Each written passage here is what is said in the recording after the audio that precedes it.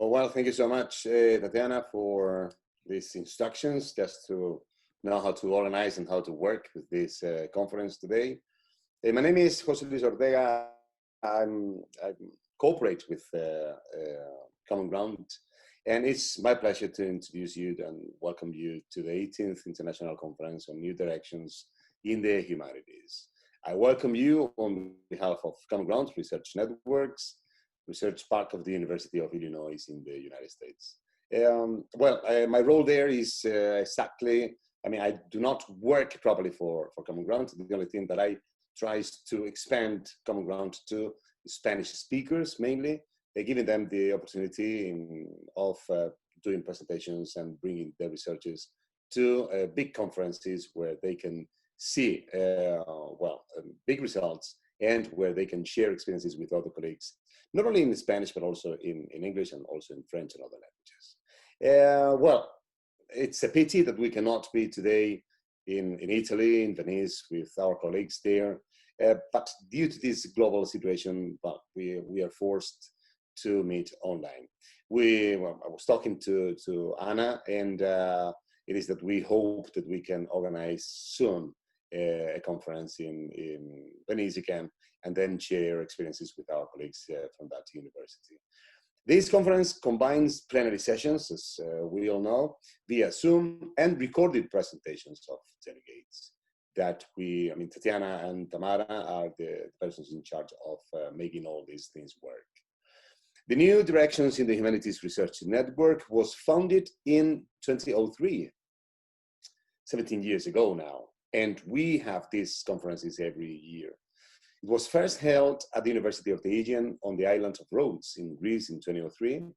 The International Conference on New Directions in the Humanities has moved its location each year to different countries and continents, each offering its own perspective on the human condition and the current state of studies of the human.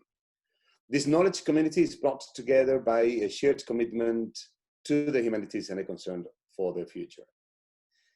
The research network is bilingual, as I said, we work in both Spanish and English, and journals are also, papers can be presented in both Spanish and English. And those in English are indexed in Scopus. That's something that we always thank when we have to do these things for our governments in some countries.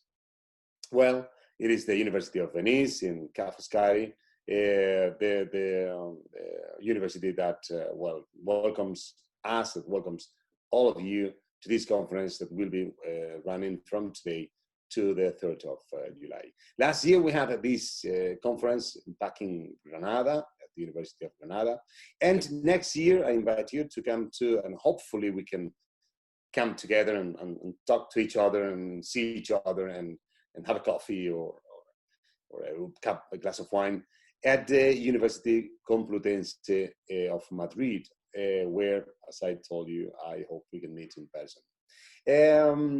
Just before giving the floor to Anna Morbiato, the conference chair, our colleague from Foscari University of Venice, I'm going to do a short introduction of this in Spanish, so to take just 1 minute in case we have any participants that only speak this language. Simplemente darle la bienvenida a la 18ª Conferencia Internacional sobre Nuevas Direcciones en las Humanidades. Creo que aunque lo entienden, porque entienden la mayoría inglés, pues yo soy el director científico honorífico de Common Ground Research Networks y pues una pena que no podamos estar en Venecia hoy y que tengamos que estar haciendo esto vía Zoom, pero al menos tenemos la oportunidad de poder seguir compartiendo experiencias, ¿no? Llevamos trabajando desde 2003 en esta red y el año que viene tendremos la conferencia en la Universidad Complutense de Madrid. Okay, so now what it is important now, it is our colleague Anna Morbiato. Anna, please. She is the conference chair from Foscari, and she's going to introduce our main speaker today, our plenarist today. Anna, if you're so kind, you have the floor, please. So, dear all, I'm honored and pleased to welcome you all as the local chair of this virtual offering of the 2020 Conference New Directions in Humanities. Here, at least virtually, you know, on the beautiful island that hosts the city of Venice, as well as Foscari University. It's a true pity that we're not able to welcome you all in person.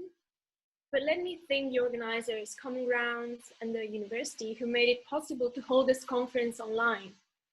You know, we created a different platform, but it's still a platform. It's a different common ground, but still, it's a common ground to meet and share our research and perspectives on what new paths and directions are worth exploring in the humanities for the future. And let me also thank you. So each of you who's listening from different countries and continents in the world, you're also making this possible. Weren't you here, no conference would be happening. So, and again, still, I'm confident that there will be other opportunities to meet in person and also for you to come to Venice and to Foscari University. So a little bit about Foscari, which is quite a peculiar university. It was established 150 years ago in 1868 as the first business school in Italy and second in Europe, by the way, to educate the future political leaders and international ambassadors of the very young, almost newborn state of Italy. So right in the heart of the city, which had been the center of trading with the East and the West for centuries. The city had made an enormous contribution to knowledge spreading and humanities-related knowledge spreading, thanks to the art of printing, which was officially recognized right here in Venice in 1469. In 1495, Aldo Manunzio founds the Aldine Printing House, and as a good humanist, he said, those who cultivate the humanities have to acquire books necessary for their purpose, and I could not rest until the supply is assured. So from that point onwards, hundreds of books were printed in Venice, almost 500 only in the 6 upcoming years, about 1/4 of the total European production. I don't know if you knew that. I found this pretty fascinating. So this is a pretty special city to talk about humanities. And also humanities in a global world. Foscari started very early to teach foreign languages with a study of both Western and Eastern languages. Japanese when it was introduced around 1870, followed by many other languages. I think we are teaching more than 40 languages right now, including Chinese, which is the language I focus on mostly as a linguist. And Venice is also the city of water. And water for Venetians has always been seen as something that connects rather than something that separates, that creates and facilitates connections between different islands of the lagoon, but also different markets, countries, and cultures.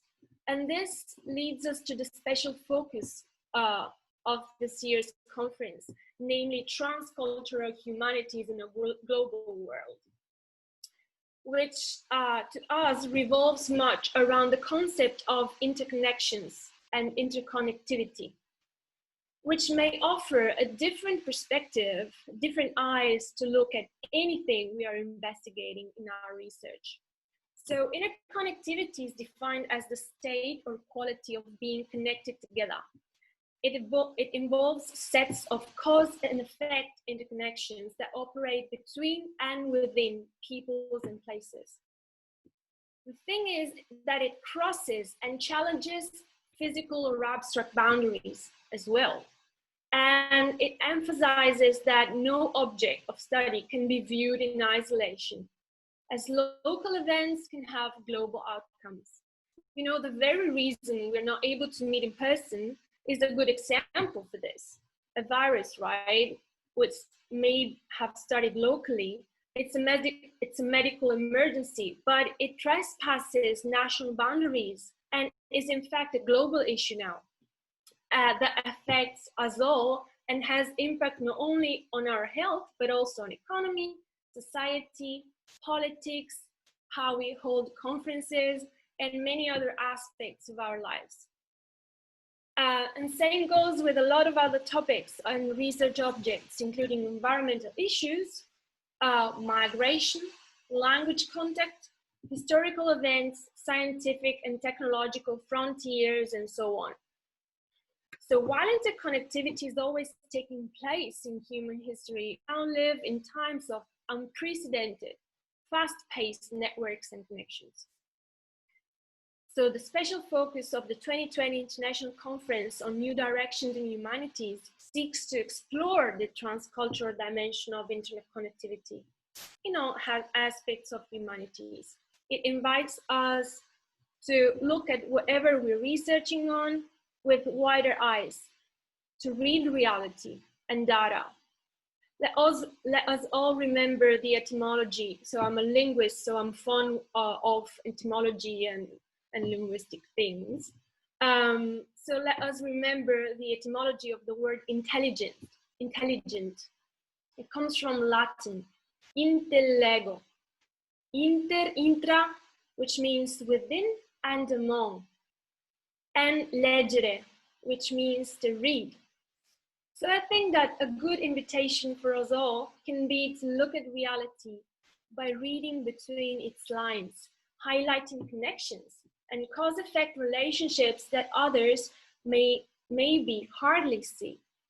I really believe that our eyes as humanists, in looking at and reading the reality around us, allow us to respond more precisely and effectively to all the many and possibly new and never experienced challenges we will be facing in the future as humanity. So there's a lineup of very interesting talks. The first being the one by Umberto Ansaldo, who graduated at Foscari and is now head of school and professor of linguistics at the University of Sydney, Australia, who is going to talk about how linguists can contribute to a better world. And tomorrow we're going to talk about how to reclaim our humanity in the age of artificial intelligence with Professor Luke Steels, ICREA research professor at the Institute for Evolutionary Biology, Barcelona, and visiting professor here at Foscari.